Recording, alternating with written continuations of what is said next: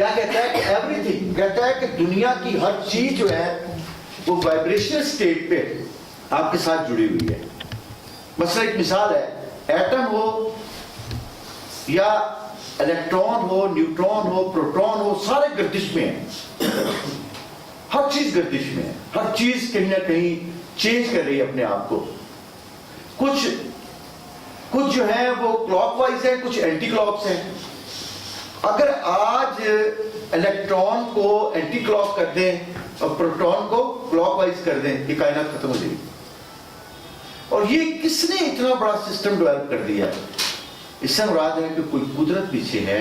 سائنسدان بھی یہی کہتے ہیں کہ کچھ پیچھے ہے ضرور. جتنا منظم قسم کا نظام اس نے متعین کر دیا ہے کہ اگر آپ سارا کچھ بلا دیں، صرف یہ دو چیزیں الیکٹران اور پروٹون کی، آپ صرف گردش کو اینٹی کلاک کر دیں، صرف جو کلاک ہے اس کو اینٹی کلاک اور جو اینٹی کلاک اس کو کلاک وائز کر دیں، یہ کائنات ختم ہو جائے گی.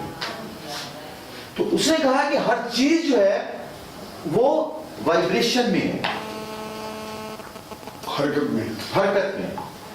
اچھا، اس کے اندر every atom, every part of atom, every electron, even our thoughts. جو اپنے بھائی نے بھی ایک پورا لیکچر دیا تھا ایک دفعہ اس پہ، اور بڑا کمال کا لیکچر تھا. اینڈ کانشیسنیس، ہمارے پاس دو چیزیں ہیں نا، تھاٹ اور کانشیسنیس.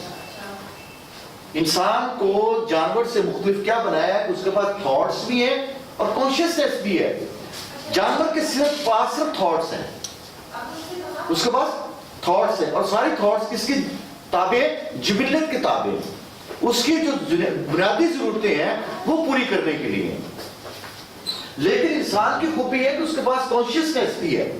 باہو فرماتے ہیں نا کہ جو دم غافل سو دم کافر، سانو مرشد پڑھایا.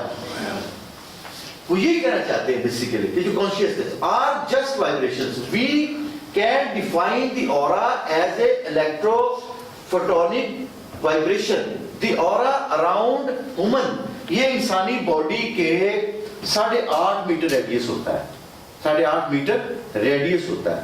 آپ ہر وقت، ہم سب لوگ ایک شیل کے اندر ہوتے ہیں، جسے ایگ نہیں ہوتا ہے، ایگ شیل کے اندر ہوتے ہیں ہر وقت. اور ہمارے ساتھ اچھا جتنا کوئی زبردست آدمی ہوگا، طاقت والا آدمی ہوگا، کوئی ایسی کوئی سیٹ کو وہ انجوائے کر رہا ہوگا، اس کا اورا اتنا ہی مضبوط ہوگا.